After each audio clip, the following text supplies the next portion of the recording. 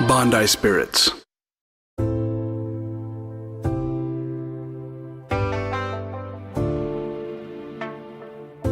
信念とかプライドとかは自分にとってはちょっと重いんで、他の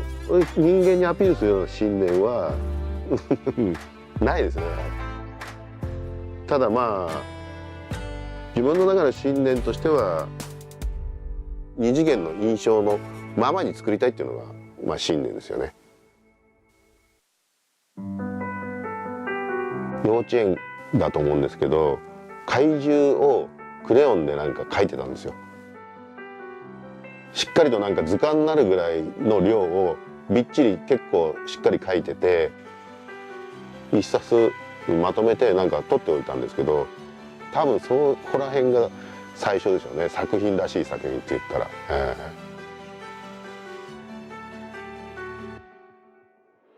原型師になったきっかけっていうのは、まあもともと高校の頃からプラモデルとかフィギュアを作っていて、寿屋さんがホームグラウンドだったんですよ。で寿屋さんは結構マテリアルとかツールとかなかなかマニアックなものがあったんで、やっぱ上手い人が集まってきたんですよ。スターウンとかそういうのもいろんなものがもう山ほどこう出てきた時期が、まあ、中学の頭から高校の中ぐらいまでで、もうそれですっかり楽しくなっちゃって、そういう刺激を受ける場所があるっていうのはやっぱ大事ですよね。多分僕の作ってるものが評価されるのは結構事細かにこんなとこも拾ってるんだっていうとこまで拾ってるんですよ。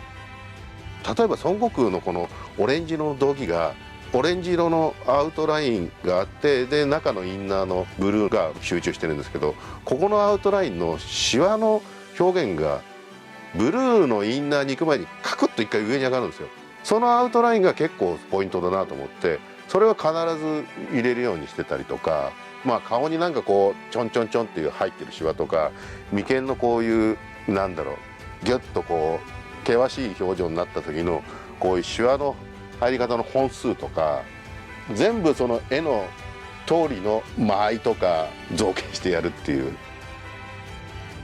それはもはや造形というよりも研究ですよね。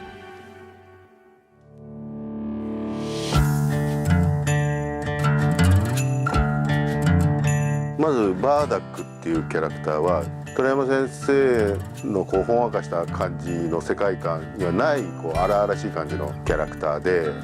フリーザにやられて果ててしまうんですけど、仲間にもう全然こう受け入れられず一人でこう孤独に戦い挑んでいくみたいな、僕らの子供の頃にはそういう孤高のキャラクターっていうのは結構いたりして、これは東映の孤高のヒーローだっていうのでものすごくね最初見た時に感動したんですよ。大型のフィギュアっていうと直立が多いんで、なんかちょっと面白いポーズないかなっていうのを考えていく中で、原作のフェルヘンで悟空が途中で病気にかかるんですよね。膝を折って苦痛の表情で胸をこうかきむしってるような扉絵があって、それは以前からかっこいい絵だなって思ったんです。でフィギュアっていうと大体こう意気揚々としてるか険しい表情で、まあ大体決まってますよね。でもその苦痛でもう瀕死みたいな、そのなかなかない状況の表現っていうのは多分面白いんじゃないかなと思って、多分そのアナログで作ってる人は基本的には人の骨っぽいものを針金とか棒で作ってから多分ポーズをとってそこに持ってってると思うんですけど、自分もある程度はその針金と芯でポーズつけますけど、漫画のキャラクターって結構